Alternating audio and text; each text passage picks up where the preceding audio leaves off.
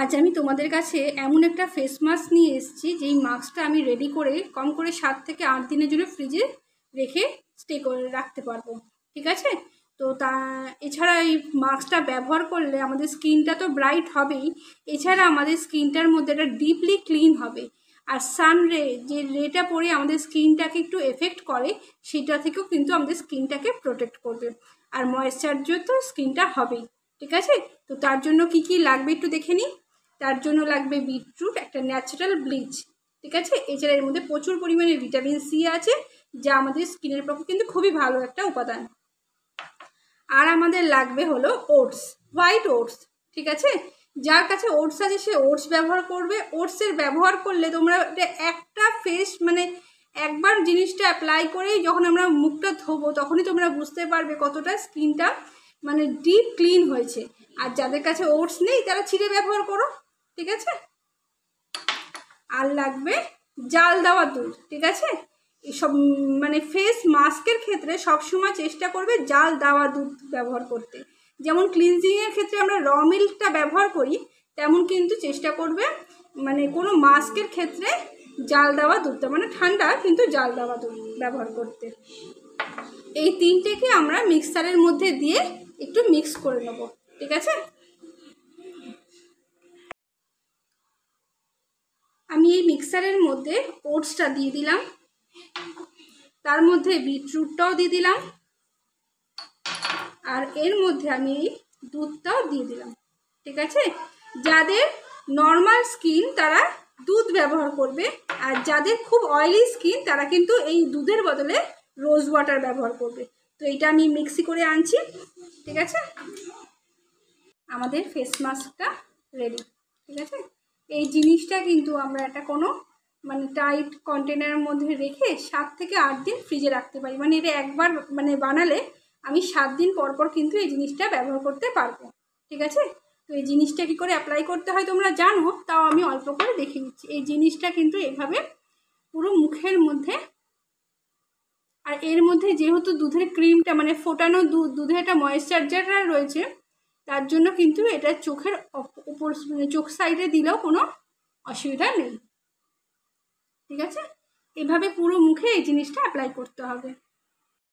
তোমরা দেখতে পাচ্ছ এটা আমি আই সাইড প্লাস ফুল ফেসে কিন্তু এটা ভালো করে লাগিয়ে নিয়েছি।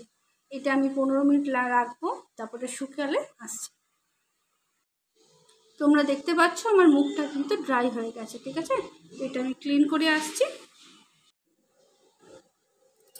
আমি মুখটা ওয়াশ করে এসেছি, দেখো ফেসটা কিন্তু বেশ গ্লো করেছে। ঠিক আছে, আর ডিপ ক্লিন হয়েছে। তোমরা একটা হাত দিলে ফিল করলে ফার্স্ট অ্যাপ্লিকেশনই তোমরা বুঝতে পারবে। আমি তো তোমাদের বলছি জিনিসটা রোজ অ্যাপ্লাই করতে। তোমরা যেদিন এটা ফার্স্ট অ্যাপ্লাই করবে তোমরা সেদিনই বুঝে যাবে যে জিনিসটা কতটা পাওয়ারফুল। ঠিক আছে, তো দেখো আর বাকি জিনিসটা আমি এভাবে একটা স্টোরেজ কন্টেনারে রেখে দিয়েছি, ফ্রিজে রেখে দেবো জিনিসটা। আর প্রতিদিন স্নান করতে যাওয়ার আগে একটু মেখে স্নান করে নেবো। ঠিক আছে, তো এটা হলো আজকের ফেস মাস্ক।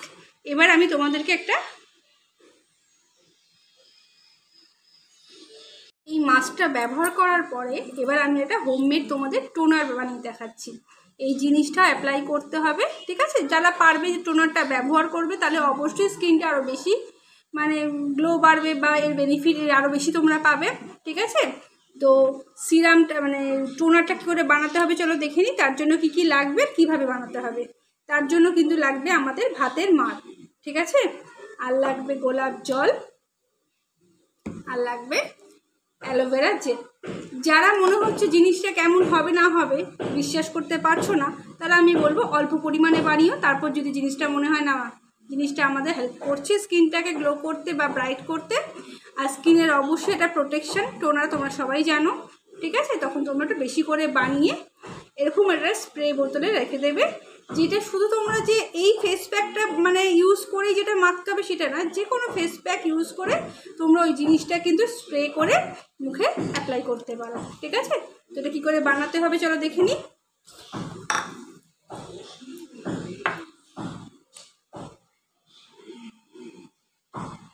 তার জন্য আমরা এর মধ্যে একটু ভাতের মাড় নিয়ে নিলাম। ঠিক আছে,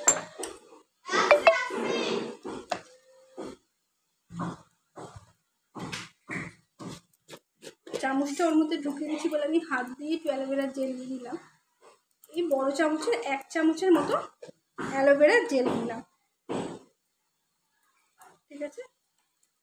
আর নিলাম 3-4 চামচের মতো একটু রোজ ওয়াটার।